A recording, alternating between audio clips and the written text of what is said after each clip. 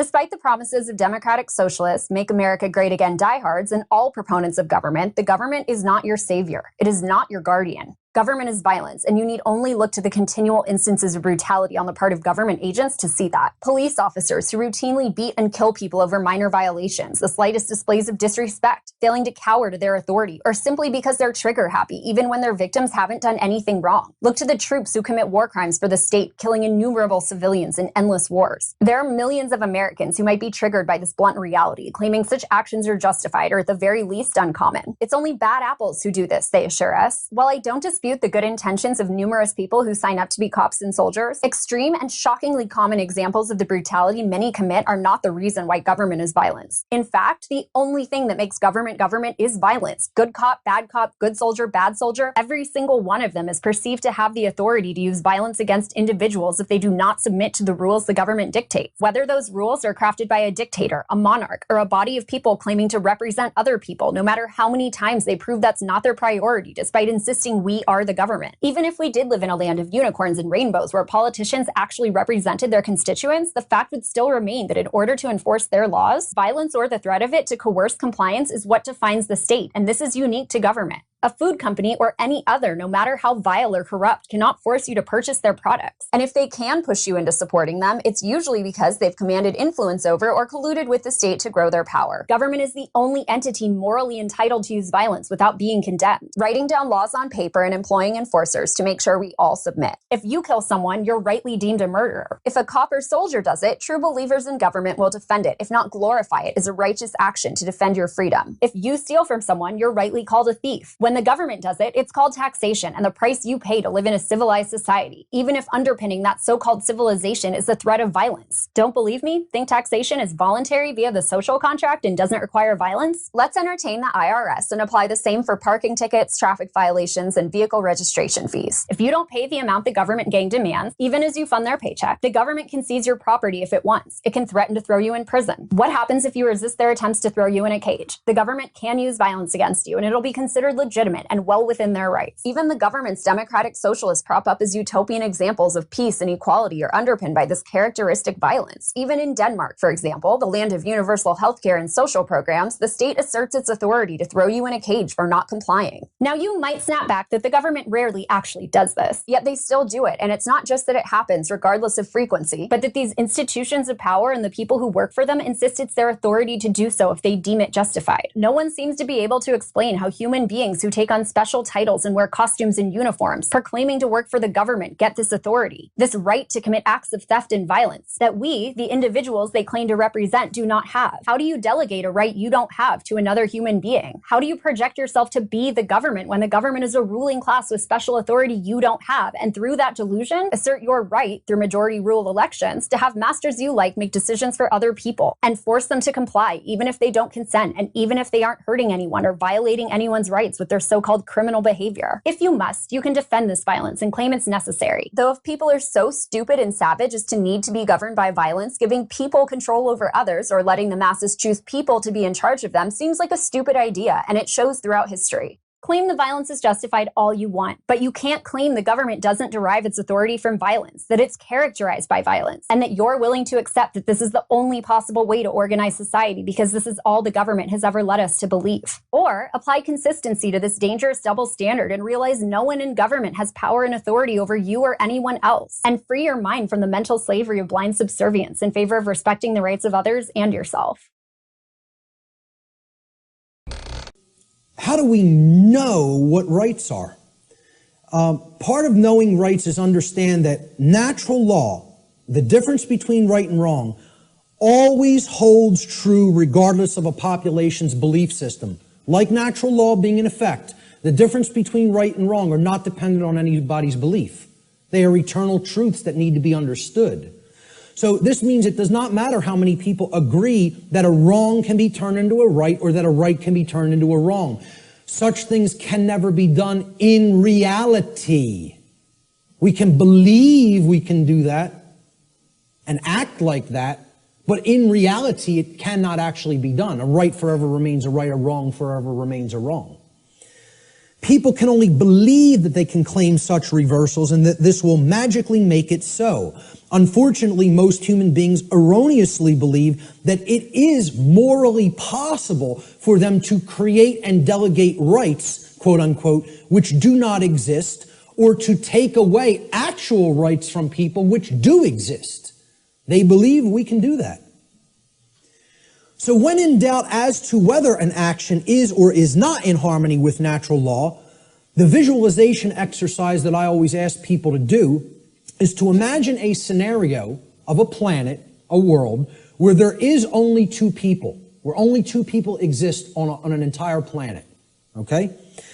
If the behavior in that circumstance, in that visualized instance, is either a right or a wrong, in that instance, it remains a right or a wrong in any size population, regardless of how many people may believe otherwise.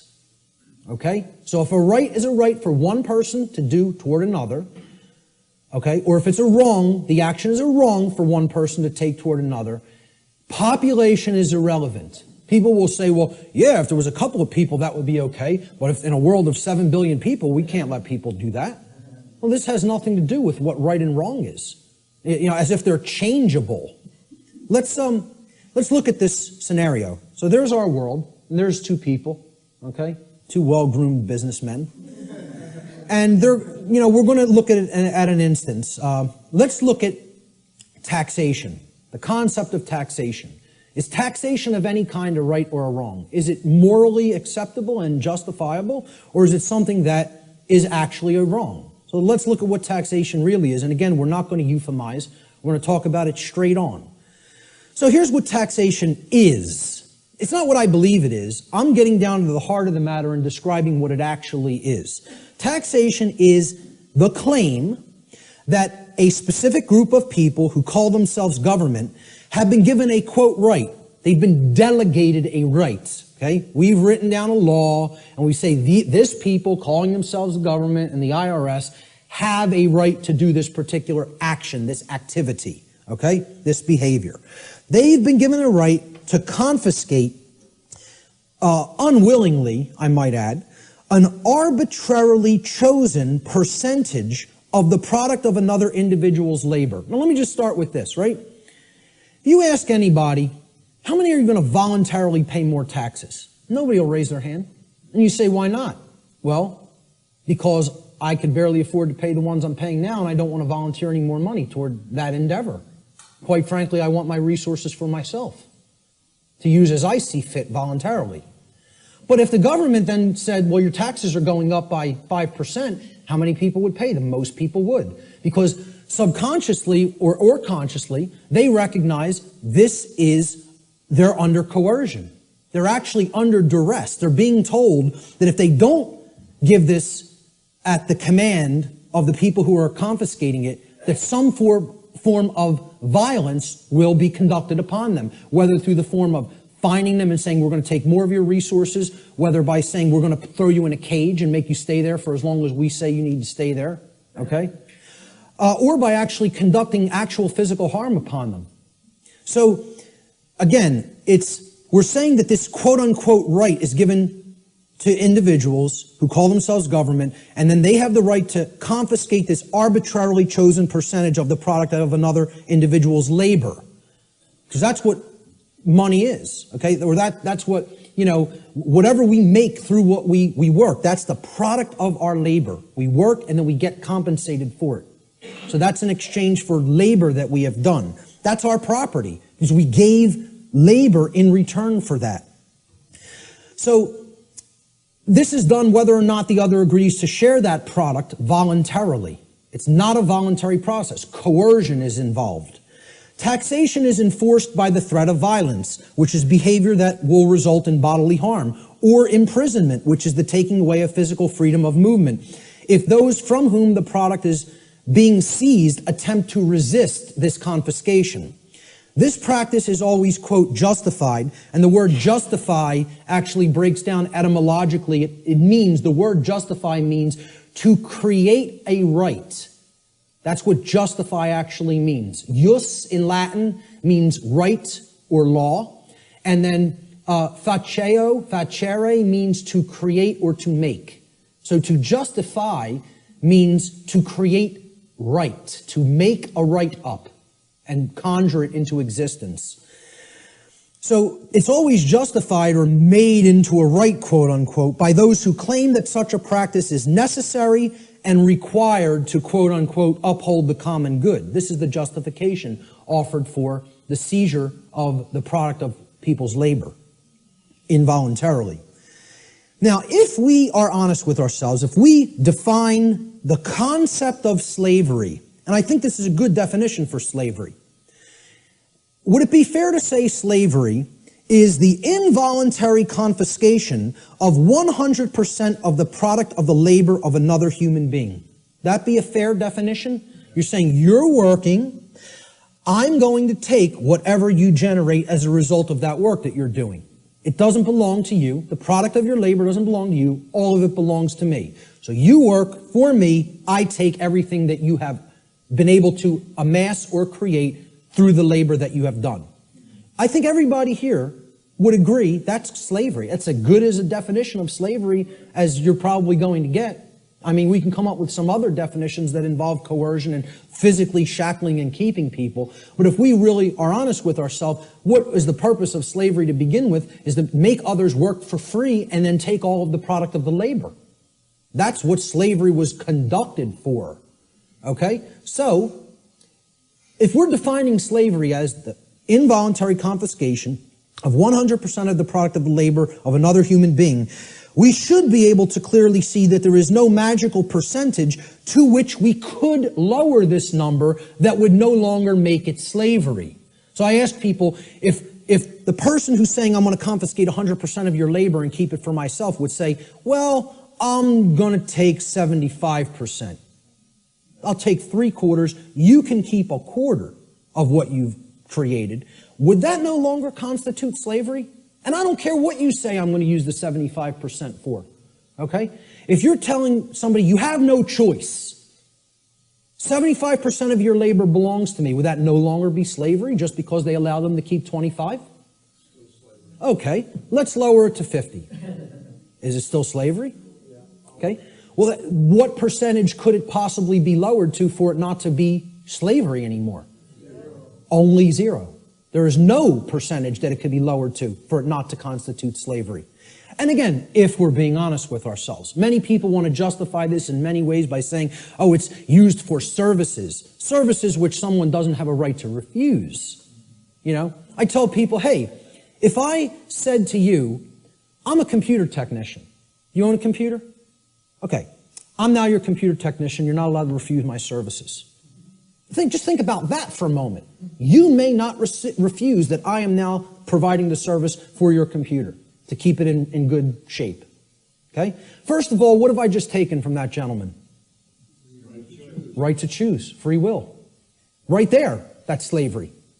I don't even have to keep going and say, hey, if you refuse, or you know, whether you want or don't want my computer services, I'm now your technician, and I need $200 every year. I'll come over a couple of times. I don't care whether you're happy with my service or not, okay? And if you don't pay me, I'm coming and taking the computer. Now, is that really your property if you're living under that kind of duress? Or am I just a violent criminal who's saying I'm going to steal your stuff if you don't give me what I say? I'm holding you under extortion. That's duress. That's called duress. It means I am threatening violence unto the person unless they conform to my will. And that's what we're all held under. We're held under duress. All forms of taxation are duress. It is a master class telling people you have no right to refuse the arbitrarily set confiscation of your labor that I deem is going to be necessary for what I say it's necessary for. So how could you possibly claim that your home belongs to you if you're paying something called a property tax? That somebody is saying, for the services we provide in this community, you must pay us this percentage, and if you don't pay it, your house is going to be turned over to the government. And it's, you know what that's called? There's a term for that, okay? When a society doesn't actually have true private property ownership rights and a higher class of masters actually owns the land and owns the property and only allows the peasant class to live upon the property for as long as they pay tribute to the master class, who can tell me what system of government that is? That's called feudalism. And that's the United States government and just about every government on the earth. You live in feudalism. There's no such thing as democracy. There's certainly not a constitutional republic, that's for sure, okay? The de facto state of government, which means indeed, in action, is feudalism. And feudalism is just another euphemism. It's a euphemism for slavery. Okay? Because slaves aren't allowed to own property. Slaves aren't allowed to keep the product of their labor. You know? That's all it really is. If we're being honest with ourselves. Once again, there's my catchphrase for this section. Okay? We want to euphemize it, justify it, call it something else, right? I said this to that New Age woman at the UFO conference. And she said, again, I prefer not to see it that way. Well, you're not being honest with yourself. You're lying. It's called lying to yourself. That's what cognitive dissonance is. It's called lying to yourself. Okay? So, if we're being honest with ourselves, taxation is merely a euphemism for theft, violence, and slavery, the practices upon which it is actually based. And since no individual anywhere on earth has the right to claim ownership of the product of another's labor, such behavior can never be, quote, delegated to a group of people and called a right. Therefore, it follows logically that all forms of taxation, I don't care what they are, excise tax, property tax, gift tax, inheritance tax, income tax, I don't care what form it is, taxes on corporations even, okay? All forms of taxation are always wrong according to natural law because they are all based in the destruction of free will, they are based on coercion, and they are ultimately based upon violence, all of which are wrongdoings. All of which are forms of theft, and all of which not one individual has the right to perform upon another.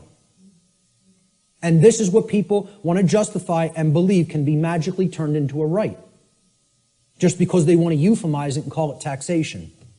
Let's look at another example. Prohibition, one of my favorite, it's one of my pet peeves, okay? I'm big into health, into eating right, okay? I'm huge into juicing. It's one of my favorite things to do. Purification of the body is part of purification of the mind. All right?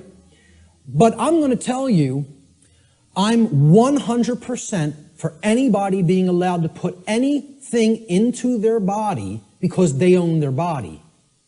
If I want to break up this remote control in little pieces and eat it, with a sprinkling of pepper, then that's my right to do so, regardless of what the chips may do to my intestinal tract. Okay? There's a reason I have the right to eat this remote if I want to. You want to know why? My body is my property. It belongs to me. Now, we did this in the natural law seminar. We asked people, do you own your own body? Almost every single student in the seminar, now, of course, they immediately answered, yes, I own my own body. The students grasped this, okay? The people they were asking the questions to, okay, because the students were doing the tabulation of, accumulating the answers from people that they asked the questions to. And one of the questions I asked them to ask people is, do you own your own body? Almost every student in my first natural law seminar, when they asked people if they own their own body, they came back to the next class and almost every student said, almost everybody they asked that question to paused for a long time and thought about it. Had to sit and think about this question. Could not immediately spit out, absolutely, my body is my property. And because I think people want to overthink things and say, well, am I going to own my body forever? I'm going to die one day. Does that mean I don't own it now? What's the over-intellectualization and mystification of this concept? I tell people, I recognize fully I'm going to die one day and this flesh is going to crumble and pass into the earth. Okay? Does that mean I don't own my body right now? I'm using my body right now. That's why I own it, specifically. Specifically because my consciousness inhabits this body and I'm using it as the vehicle for the expression of my consciousness is the very reason I own my body. Okay? And people can't spit that out. It's like unfathomable to me. The ridiculousness of some of this, that the human mind could be worked into the situation that it has been, is almost incomprehensible. So let's go forward with prohibition. Okay? It's the claim that a group of people who call themselves government have been given the right to prevent others from putting any given substance into their own bodies, and if others refuse to comply with those terms, that they will be fined or imprisoned. And it should be self-evident that if an individual's body is actually their own property, and it is, then that individual always maintains the natural right to decide what will or will not be put into their property, which is their body. Why can you put what you want into your car or your home? Because you own it. It's your property. Okay? Technically, it should be. I mean, technically it isn't really, but my whole point is nobody else can tell, no other individual can tell you what you can and can't put into your home. Okay? Could I tell you, hey, I don't want you putting that jacket in your car. You're not allowed to put it in there. Well, who am I to tell you you're not allowed to put that in there? It's your property. Okay? So why would we accept that? Not accept that, but we would accept I can't put something in my own body that I deem that I want in it. Okay? Because people can't separate the act of imbibing the substance or putting the substance into the body, okay, from the action that people may subsequently take. And they're two different things. So somebody might go out and want to get smashed tonight and do a bunch of drinking, but if you then go out on the street and start clubbing somebody with the nearest available blunt object, you don't have a right to do that. You had a right to go drinking, okay, any more than you would have a right to go snort some cocaine or bang some heroin into your arm, okay? I don't think those two things are particularly good ideas, but I support your right to do it. But hey, if after you do those things you go and hurt somebody else, you got to be held accountable for the actions you just took. That's what personal responsibility is all about. And these two things need to be delineated from each other. We have to clearly be able to separate the act of the right to put something into my body and me still being personally responsible for what I do with my body. Okay? So, understanding that this is a claim made to tell people that I'm going to make the decision about what you put into your body, we can easily see this claim of this right to command what will or will not be put into the body of another person. What it actually amounts to is a claim of ownership upon the body of another person. If I'm telling you you can't drink orange juice, I'm making a claim, your body belongs to me because I'm going to decide what goes into it or what does not go into it. Okay? So if I say carrots are off limits for your consumption, sir, and they may not be ingested, I've just made a claim that I own your body. Well, what's the claim on the ownership of another person's body called? Slavery. If we're not euphemizing it, and if we're being honest with ourselves. Okay? Prohibition is merely the claim of ownership upon another person's body is called slavery. Therefore, prohibition is merely a euphemism for slavery that is backed by violence, regardless of the justifications made by those who claim such practices are, quote, necessary for the common good. That's always the justification. Since no individual anywhere on earth has the right to claim the ownership of another person's body, such behavior can never be delegated to a group and magically termed a right. Therefore, all forms of prohibition are always wrong according to natural law. Doesn't matter what the substance is. Doesn't matter what it is.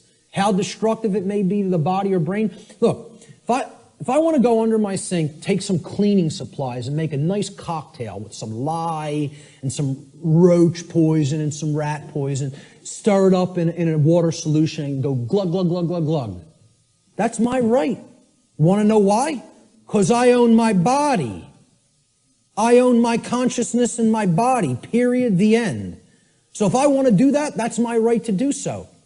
Okay? Nobody has a right to tell me what I can and cannot put into my body. Yet we accept this because of these justifications that, it's for the common good. Forget what rights are. It's for the common good. We need to accept slavery for the common good. Yeah, it works out like that. So how about licenses and permits? These are claims that a group of people who call themselves government, and again, we're going back and visualizing. Imagine one person trying to make this claim to another person. Nobody would find it legitimate. Nobody would find that one person may make that claim to another person. Yet we think these other people called government have rights that individuals don't have. That's what we think. That's called mind control. Mind control is getting people to accept some people have rights that other people don't have. That's what it is. You know? So go back to that visualization exercise. Can one person make that claim over another and have it be legitimate? Of course not. So if nobody has that right, how could that right be delegated to somebody else? It can't. Licenses and permits, they're claims that a group of people who call themselves government have been given the right, quote unquote, the right to prevent others from exercising specific behaviors, even if such behaviors cause no harm to others or their property. Unless those others petition, meaning beg, or pay the government for permission. That's what a permit is. It means permission to be allowed to exercise those behaviors. This amounts to the claim that rights are actually merely privileges that may be granted or revoked by government at any time. Okay? Based upon the people in government's preference, their discretion. All right? Remembering that the definition of a right is any action which does not cause harm to another living being or their property, there is no such thing as the right, quote unquote, to stop another person from exercising a right. If something is a right, meaning it doesn't cause harm, there is no such thing as someone's right to stop you from performing that action. Okay? That would be called coercion, which is a wrong. Okay? So the actual ingestion of, let's say, marijuana, for example, harms no one else. You can put that into your body, sit there perfectly peacefully, and not cause harm to another living being. That's called a right, for the very specific definition that it caused no harm. Okay? I would not have the right to tell another individual, you may not do that action. That would be a wrongdoing. Well, it's the same thing for something when it comes to licenses and permits. You're telling people, hey, if you pay me $50, I'll let you smoke that marijuana without doing violence to you. Unless I change my mind. And then I won't give you a permit. I'll just say, hey, you're not allowed to do that. Even something that is a right, like assembling and speaking. Like what was done in the state of Pennsylvania a few years ago when the G20 visited it in the city of Pittsburgh. Okay? The city telling people, we have revoked the right to assemble and speak and petition for grievances. You don't have the right to come and speak. No protests will be tolerated or we'll hit you with sound and water cannons. You know? And people just laid down and accepted it. The whole city of Pittsburgh. You know? Because, oh, we're going to go and ask them for a permit. And they just said no. Nope. You don't have that right anymore. We find you on the street, you're getting blasted with a sound cannon and deafened. Some people went permanently deaf. Permanently deaf.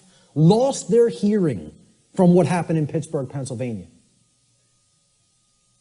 You see the stuff that was happening in, it wasn't Egypt, where they were hitting people with water cannons recently and killing some of them. It was in the Middle East somewhere. Turkey, correct. You know? Hitting people, some people died getting hit in the eye with such pressure it hits the brain. People are dead from water cannons. They call these non-lethal weapons. Because they're telling you, you may not speak. You may not assemble. We're going to revoke that right, really. See, there is no right to stop someone from exercising a pre-existing right. That's you making the claim, I own your rights. That's what that's really doing. That's saying, I'm God, I get to grant what a right is or revoke what a right is at any given time. It's basically what it is. It amounts to someone claiming to be God. The claim over the rights of another person is called slavery. Even more so, it is the claim to be God, the claim that the rights of another flow from you. Therefore, licensing and permits are merely other euphemisms for slavery, regardless of the justifications made by those who claim such practices are, quote, necessary for the common good.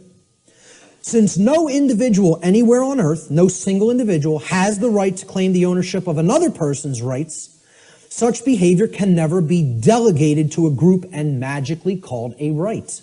Therefore, all forms of licensing and permits, according to natural law, are always wrongdoings because they are always based in coercion and the theft of someone else's rights. So again, that's the visualization exercise. There's 3 quick examples. You have to envision there's only 2 people. Would one person have a right to conduct that action against another?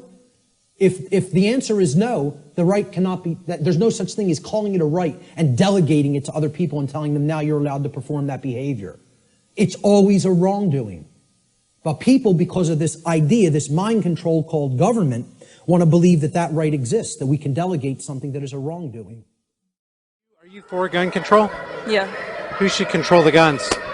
Who should control the guns? Probably the government. Do you trust the government? No. You don't trust the government, but you want them to control the gun? Okay, do you, so you're for gun control? Oh, by far. In fact, I will say repeal the Second Amendment. Do you trust the government? Well, but no. Who should control the guns? Who should control the guns? I say get rid of all the guns. Right, who should be the ones to do that? If we don't trust the government can't be trusted. Who's left to control the guns? Go! The American justice system worked, beating the crap out of people before judges let them go.